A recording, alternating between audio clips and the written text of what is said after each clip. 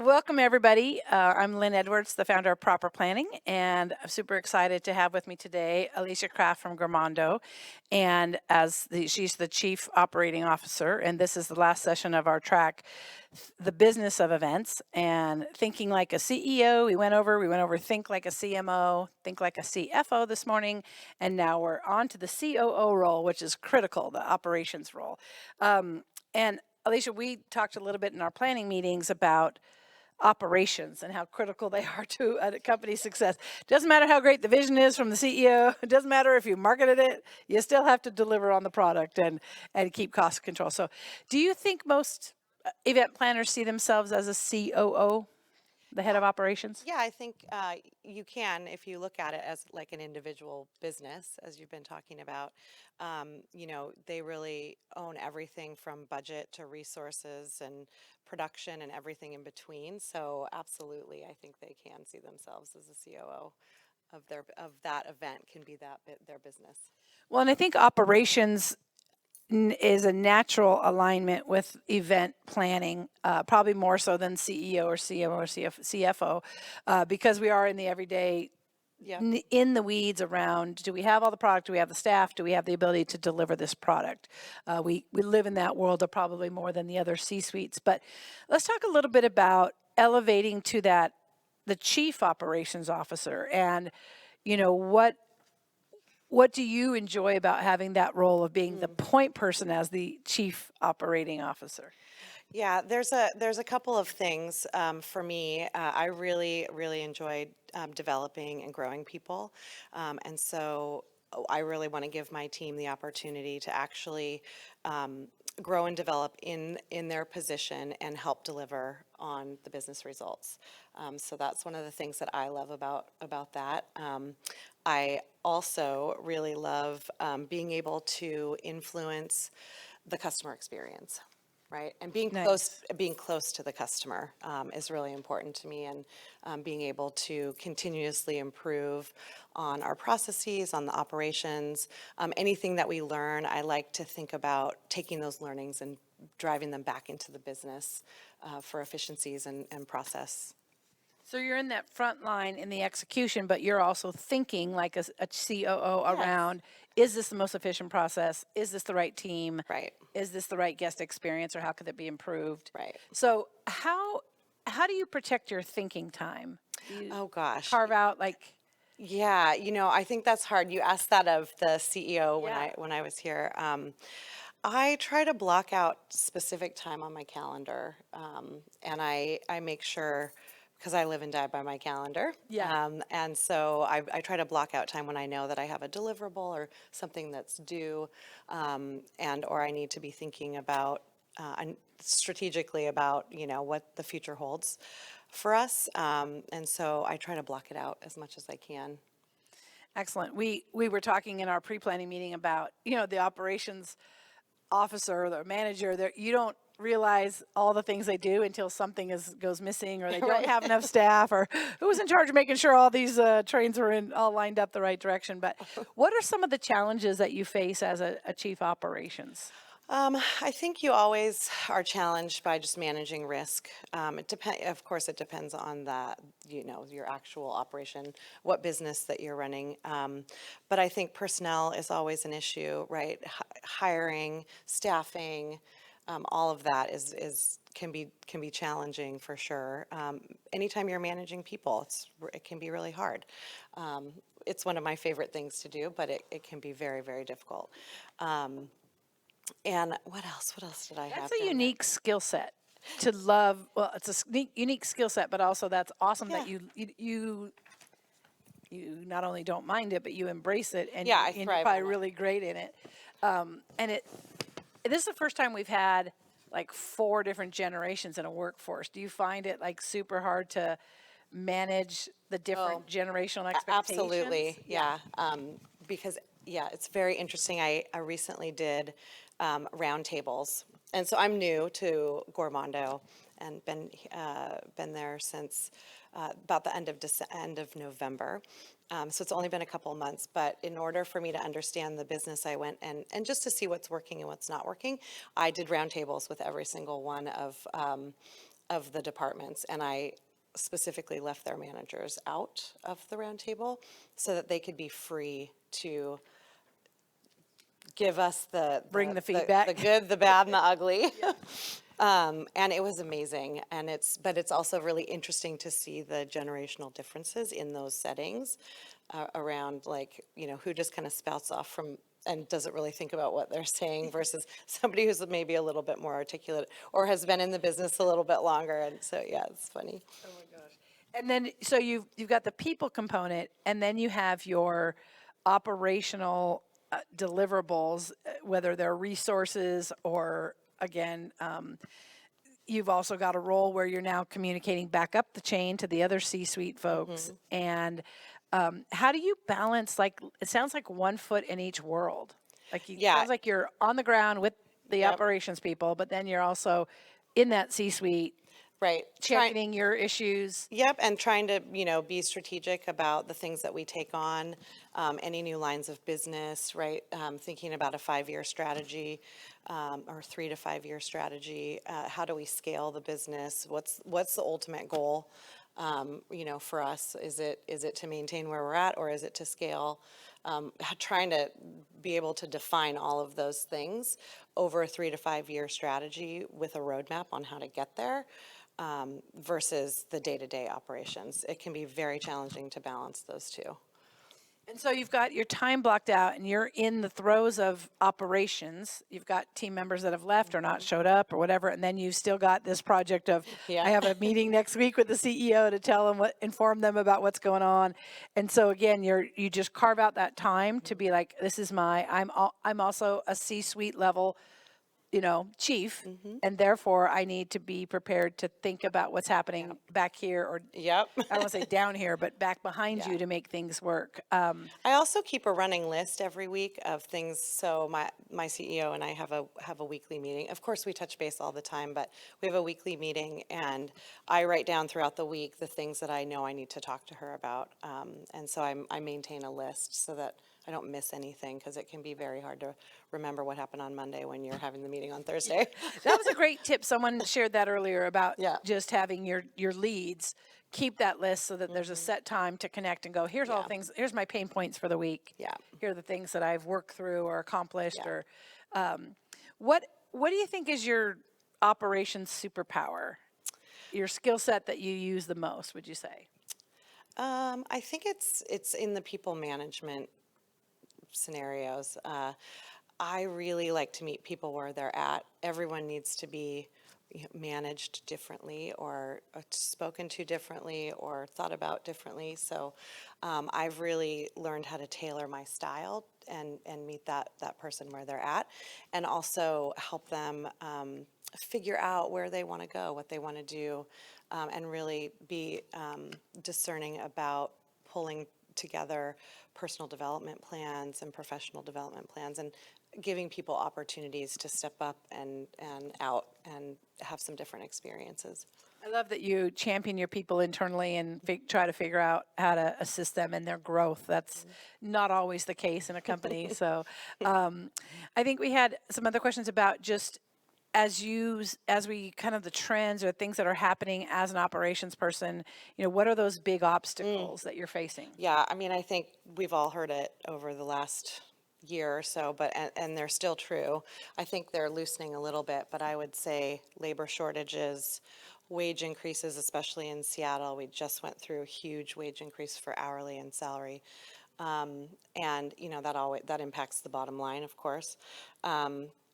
We have pretty good retention at Gormondo. We've had a lot of folks with us for a very long time, so we have a really loyal base, but it's always hard to find talent and people who want to be there and are ready and willing to take on the challenges in an operational role, right? And I think that we've had a lot of issues with supply chain and logistics. Uh, the expense of food has gone up in 40-50% at times, and then how do you balance that and manage that with price increases for your own products. I mean, it's a challenge. It's for sure Well, a lot going on and I there. would think it's a challenge to communicate to your customers the real impact, right, of your bottom line. Why is Yeah, this turkey sandwich now this amount? And it's right. like we have all these things impacting our bottom line. Hmm. But you guys have such a amazing product. I've worked with these guys for many events on this catering side of things. And how do you internally ensure quality control? Not only with the people quality, but again, that you've got the product that you're, do you have systems that you've implemented and did you bring those from another organization or how do you guys keep such a Yeah. tight control on quality? Yeah, well, what's so amazing is that I didn't actually really need to bring anything to the table on that front. The owner founder, Alyssa, we're woman-owned business, and she will not budge on quality. That is just it needs to be there every time. So much so that she will. I think we got a huge thing of bread in from one of our suppliers. She's like, I don't like the way it looks, and she sent it all back. And so there are things that you need to do consistently in order to let your suppliers know we will not compromise this. We have to have the best, and she's done a really good job of that. This company's been around for 26 years, and so it's that consistency that really helps. And then we also do a process. Actually, I did put into place is that anytime that we have a new menu. We're producing new items, and then just randomly, we will order our own food and try it.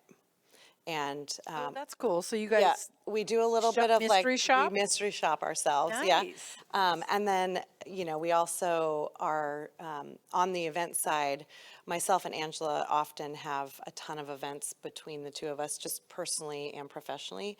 And we really like it when, we cater it so that we can see our food in the wild, how it comes, how it's delivered, the process that our drivers and servers go through to set it up and what all of that looks like. So we do that. And then, of course, we just taste through the menus. I think, and I'm like, and then, we're all in the boardroom and we're tasting the most gorgeous food for our new spring and summer menu. And I'm just so happy I have this job. It's so fun. That's awesome. Well, It's and so it's great to fun. love your product, right? It's Yes, great to yes. and to know your product. Yeah. When I worked in the hotels, I would, require the sales team to go stay at the hotel, and they would come back with the funniest thing. My remote control didn't work for my TV, and they didn't check me in on time, and like it was such valuable feedback to have Yeah. your own team go experience it like the customer to get a Yeah. sense for that. So your career pathing, how did you get into the catering business? Well, it was basically through my network, but I started out my career many years ago as a consultant, and I did strategy and management consulting for about 12 years, and actually prior to that I worked in restaurants. So I started my career like waiting tables, bartending. I actually was the assistant manager at the Pike Pub and Brewery years ago. And then I left, went to Boston and did some interesting things there. I ran a small fine dining restaurant. So I really did start out in hospitality, customer service, restaurants, and food. And then I went into consulting, totally opposite, right? It was really funny. And then, I did that for about 12 years, worked with all the big companies in the Seattle area, and then decided that I wanted to get a lot closer to the customer experience. And so I joined Starbucks, and I worked at Starbucks for 10 years. And my last sort of big project was opening all of the roasteries all over the world. So That's super cool. bringing in our the Milan bakery and operationalizing that within the four walls of that store, of these large format stores in Shanghai and Milan and Tokyo and New York, Chicago. It was amazing. How was the operations of being in, doing your work, but doing it in another country? It was very challenging at times, particularly in Shanghai. Milan was felt much easier to communicate, and it was definitely hard in Shanghai, hard to be fully transparent all the time. because they hold a lot of things close to the vest, and so it was really interesting to deal in a business scenario rather, and you really have to create those relationships. And it's all based on trust. So it was fascinating.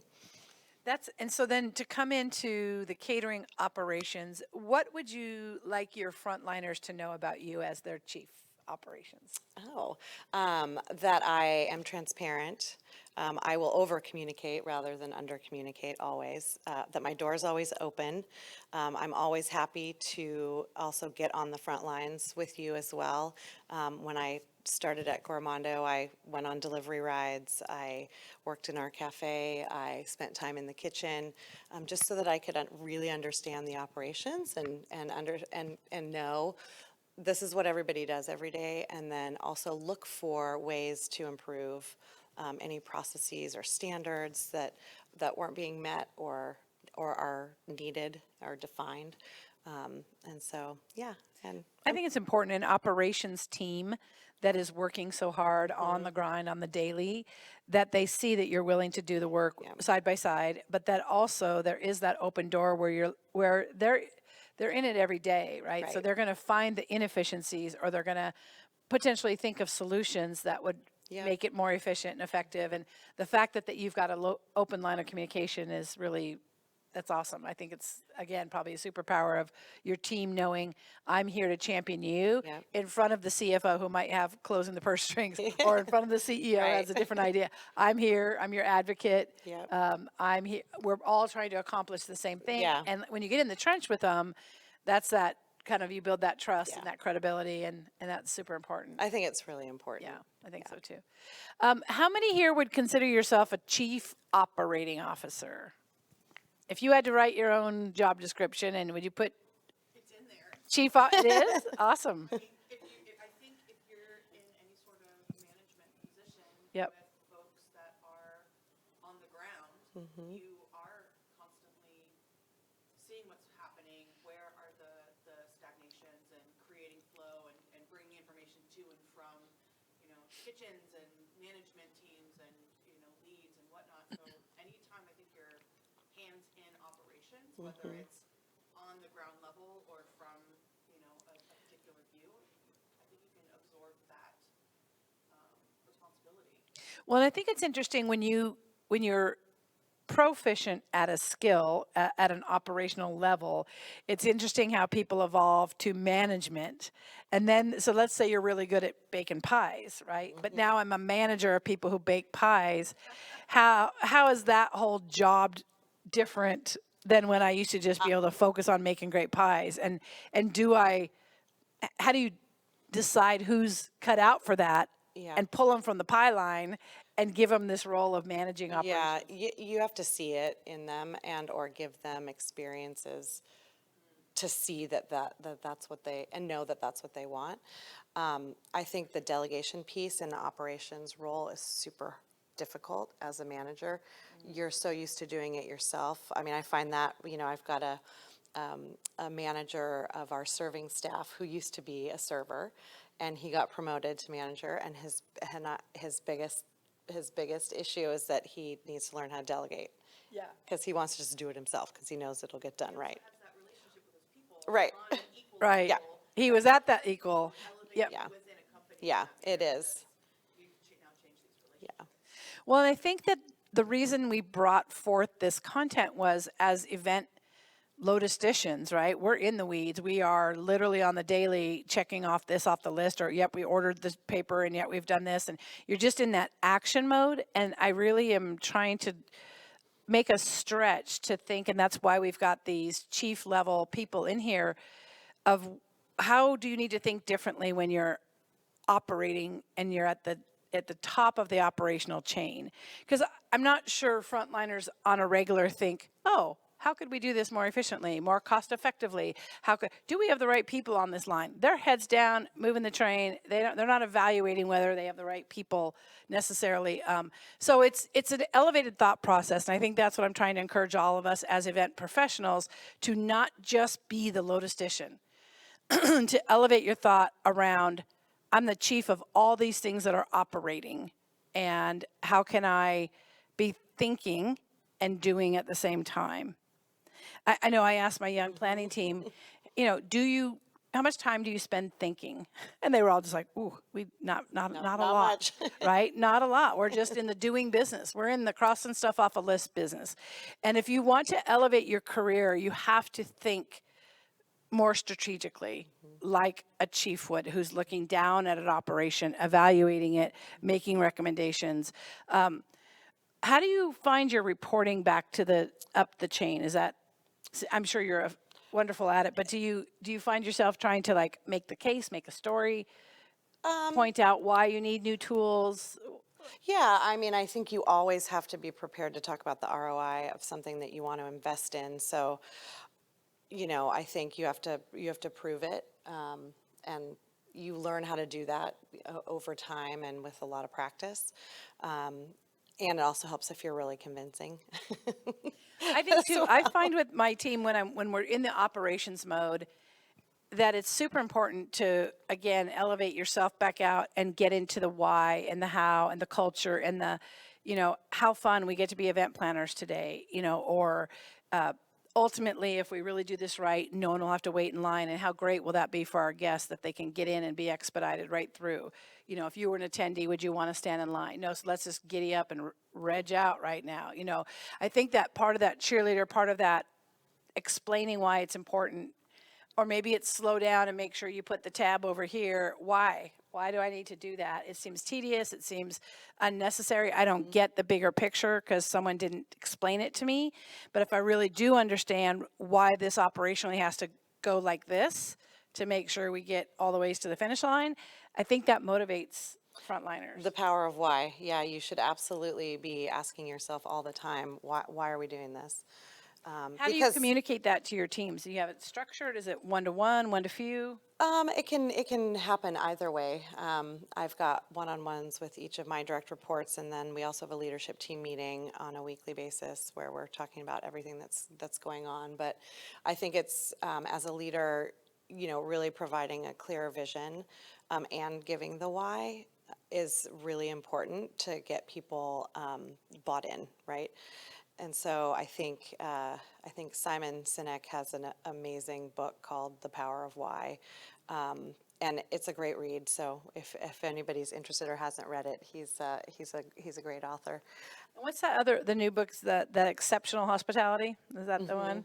That's an amazing, if you guys are in the hospitality business, that's a crazy read of Yeah. the level of service that they give at that. I think it's called Extraordinary, or I think it's Exceptional Hospitality or something like that.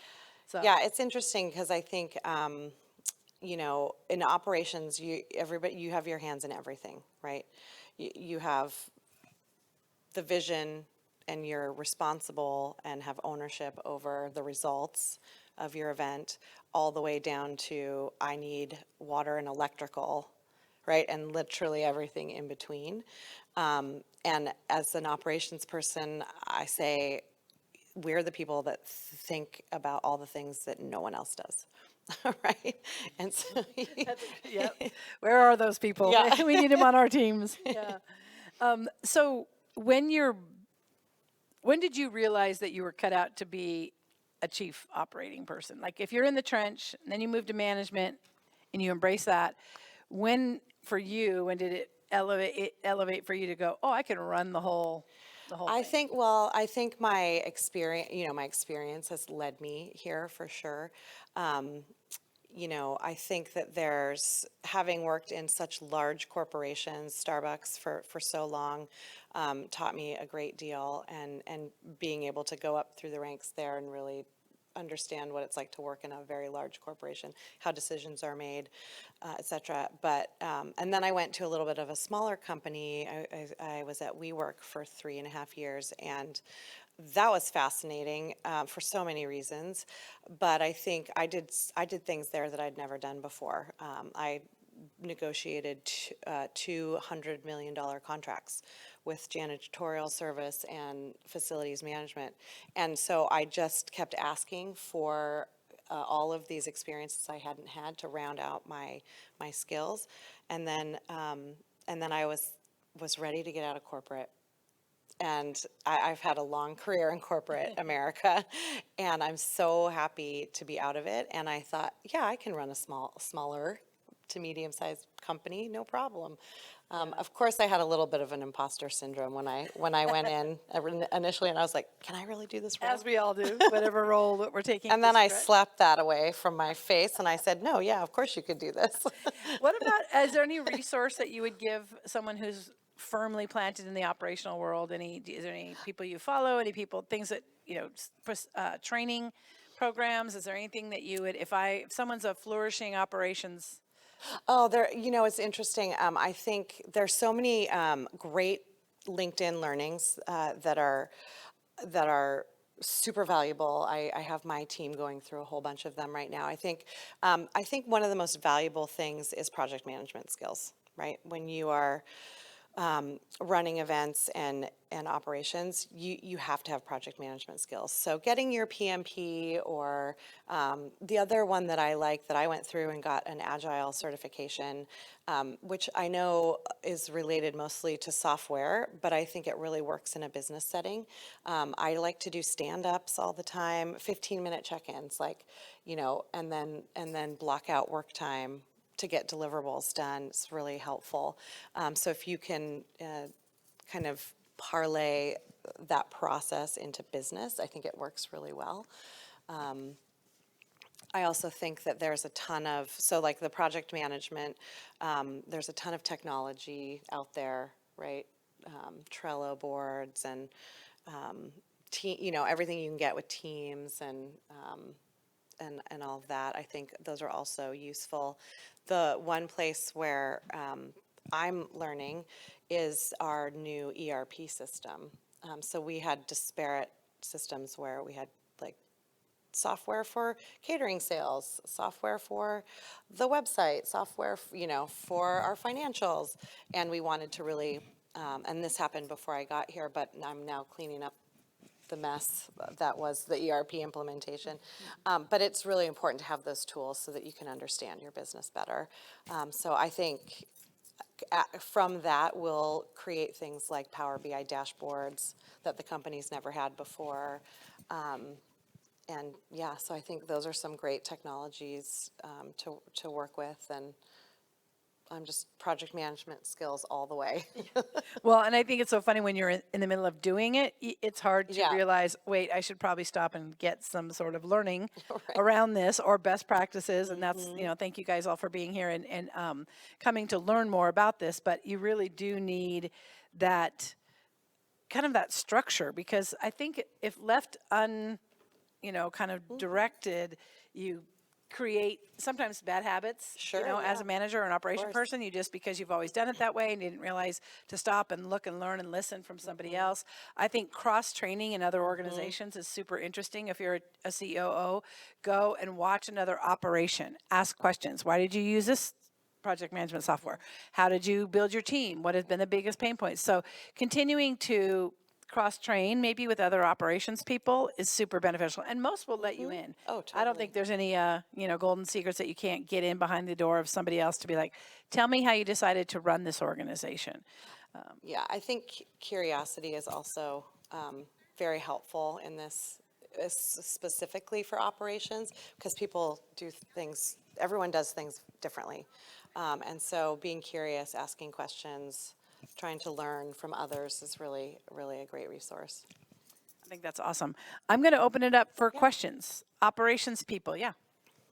So I actually just made the shift from consulting to hospitality. I work for Hyatt, and I haven't heard of anyone else who's done that. So what do you think are the main similarities that you found? I know they're very opposites, as you mentioned, between consulting and hospitality.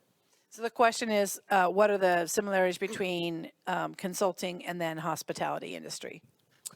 That's a great question. I think that, the biggest, I see a lot of synergies, actually. Consulting is all about client engagement, client experience, client deliverables.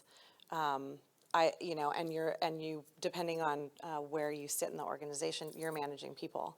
So I feel like a lot of it is really similar. You might be sitting at a desk and in meetings and creating PowerPoints in your consulting business, or you may not be doing that when, in a hospitality environment, but I think a lot of the tenets are the same. There's a lot you can parlay from your consulting world. Thanks, great question. Other questions? Yeah.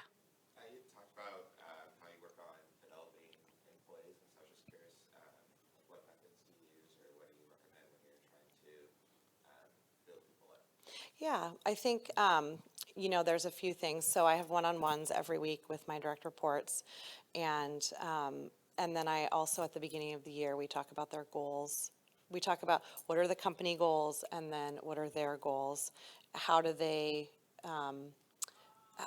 contribute to the company goals? And then what do they personally want to work on?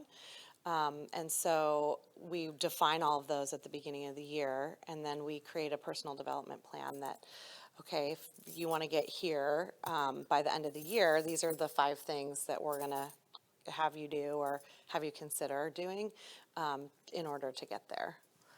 And so, yeah, it is a roadmap, yeah. And it's nice to have it documented and that you're following up on it. And I like to have quarterly discussions with my folks in terms of their performance and development. Like, they should never be surprised by any feedback that I give them.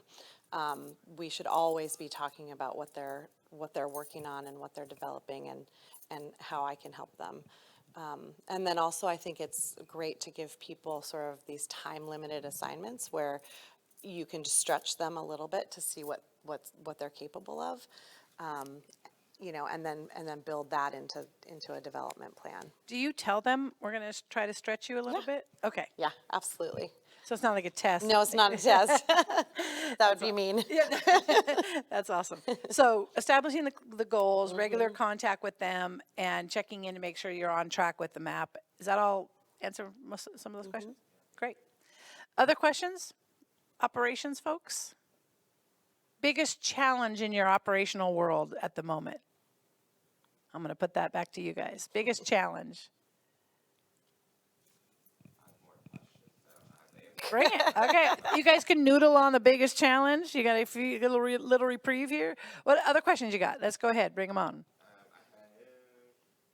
So as COO, how do your goals affect the C-suite members? So if you are looking around for operational ways to streamline initiatives better, or if you see that something that you see is going to add to the cost, I'm curious how that would affect what the CFO is thinking and what they need to do as well. Yeah, I think the name of that game is partnership. We are constantly talking about the bottom line, the budget, what we need to spend money on. Where do we have good investments, and where does it not make sense? And so I think it's just important that you're always in conversation with both the CFO and the CEO and making sure everyone's aligned all the time. And you have those regular meetings, you We said, do. right? So it's not, there's an open line of communication coming back and forth. Yep. On a regular cadence where you can build that trust and build that communication. And yeah, because I think sometimes when you come to the C-suite or the leadership with an ask or a concern, or this is broken, it's tough when you haven't built that rapport with them before you start asking for more money for this or Right. more staff for that, or, you kind of have to, I think, be in that C-suite and establish, again, your credibility, you're showing that you're the team player, that you're all moving towards the right place, so they understand that you're coming at it with the right intention. I think sometimes chief operating officers have showed up sometimes in my world, and they don't seem to be empathetic to the other chiefs. Does that make sense? They don't understand their pain points. They don't understand how they do things. They're just there to go to the mat over something. And so I think, and you're Yeah. a smaller team, right? And so Yeah, but that makes a difference. it's interesting. I've been doing a lot of reading about how important the CEO and COO relationship is, because I think there can be a lot of push-pull there, right? They're locking on a vision and, trying to, or trying to scale this business and, or whatever their, whatever the goal is. And the COO is like, you can't spend that money. We can't hire any more people, Oh, the We're, CFO? no, well, I think both CFO, yeah. COO and CFO, because we're all responsible at the end of Yep. the day for the P&L, but.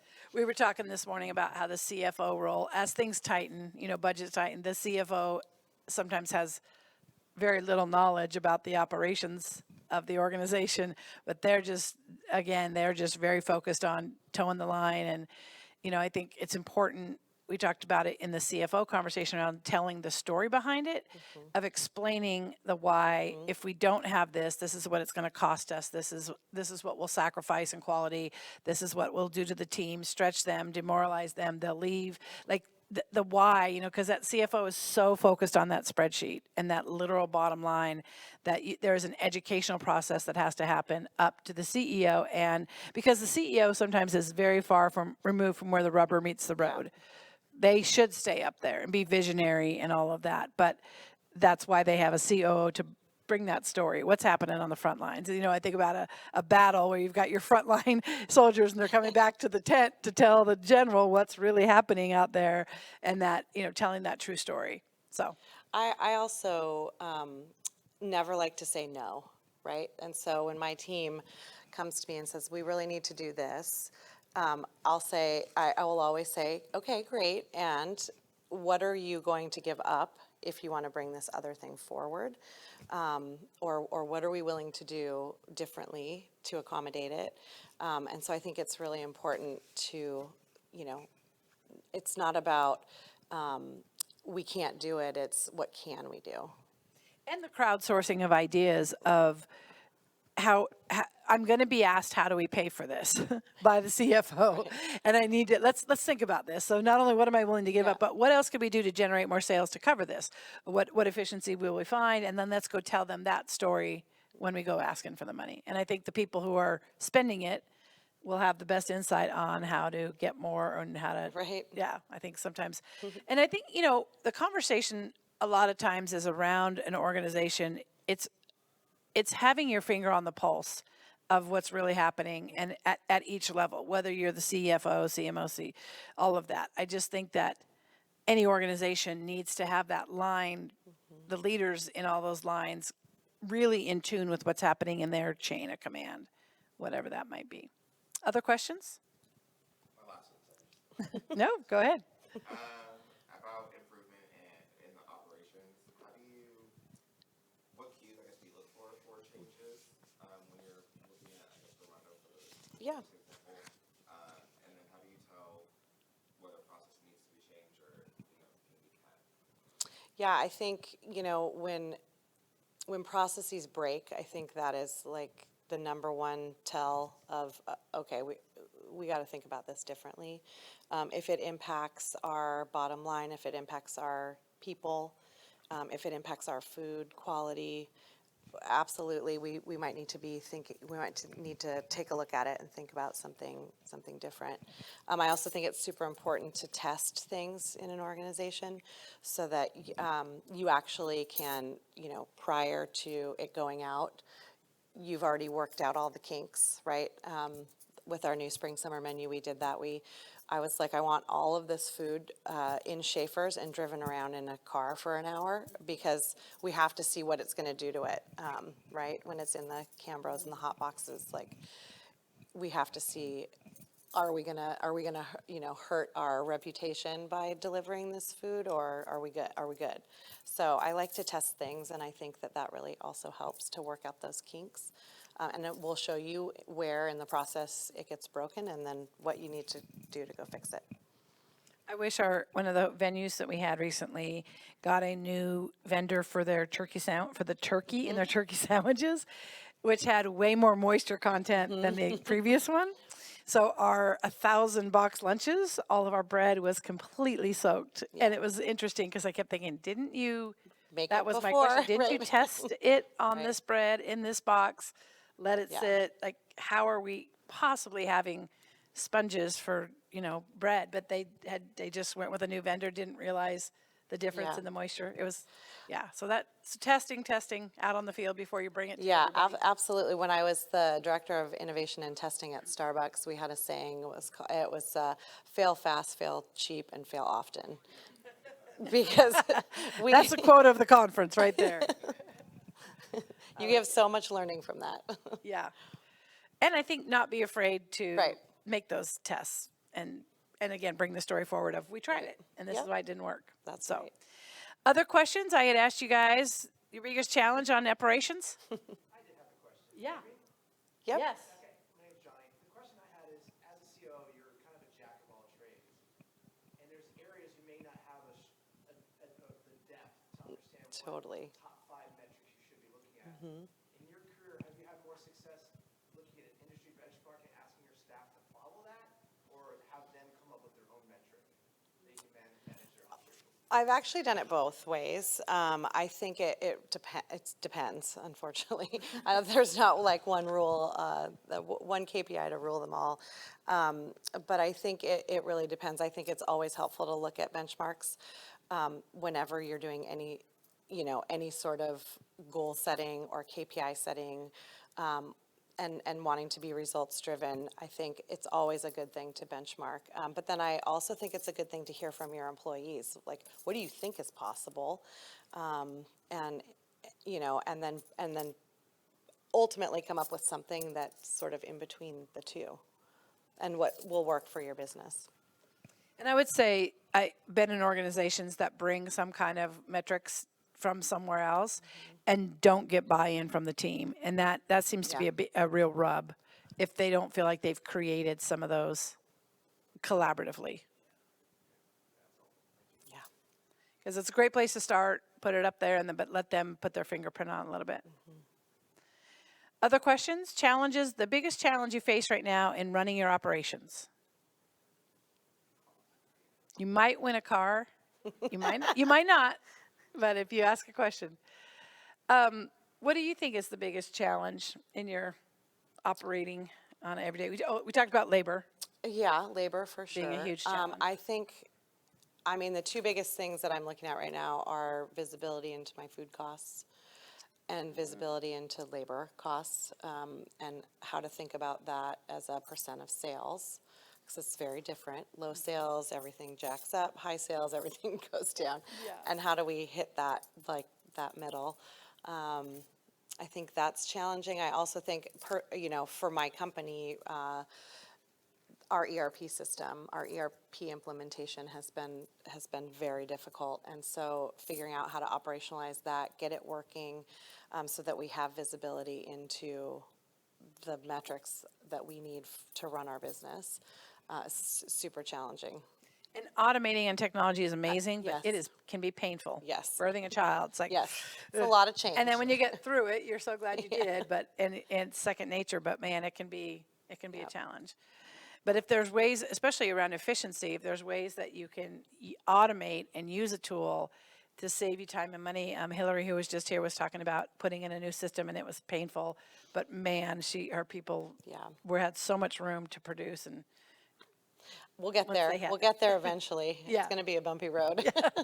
That's okay, you're suited for a bumpy road, you Yes, can handle that. I'm good. Any other questions for the team? I know we're kind of at the end of the day, but yeah. I actually had one. You mentioned earlier you felt a whiff of imposter syndrome and quickly got it off of you. Yes. How did you do that, and how do you, just as a COO, manage your mindset and emotions as you grow and just do so much amazing work? That's cool. That's a cool question. The question was, how do you take, I don't know if you heard that, but the imposter syndrome about, do I know how to do this task or this role? Yeah. But how do you get through that? Well, it was funny. So I talked to my mentor when I was taking this job, and I was so excited about this job because it's a rare opportunity that one gets to sort of bring their personal passion and their professional life together. I love to cook. I like to cater outside of, like, I have like a little side gig that I do, cooking food, and I love to cook for people. And so it's my personal passion and my professional life are coming together in a non-corporate environment oh my goodness, this could not be better. And so my mentor said, this never happens. Like, you have to take this role. And I was like, okay, I'm going to take it. I'm going to go. But I've never been a COO before. Can I do it? And he's like, well, I would be worried about you if you weren't a little scared. So it took a conversation with my mentor to kind of be like, stop it. Stop thinking like that. Stop, it's okay that you're like a little nervous and maybe you don't know everything, but you have the ability to learn it. And so you reach out to the people who you know and trust, and they help you work through it. I also think the point was made, and a very well point made about the chief operating officer being a bit of a utility player and wearing so many different hats. And it would be difficult to show up in that role with all those skills dialed. So you have to be Yeah. a little bit, would you agree that you just Yes. have to be pliable enough to say, I don't know, I'll find out. Yep. This is new to me. I didn't handle this particular labor situation before. Let me check out with HR. I just think it's sometimes unrealistic to think that operations person's going to know everything they need to know about it. But if Yeah. they come with great managerial, great commitment to vision and mission, creative, resourceful, Curiosity. curious, Yeah. reaching out.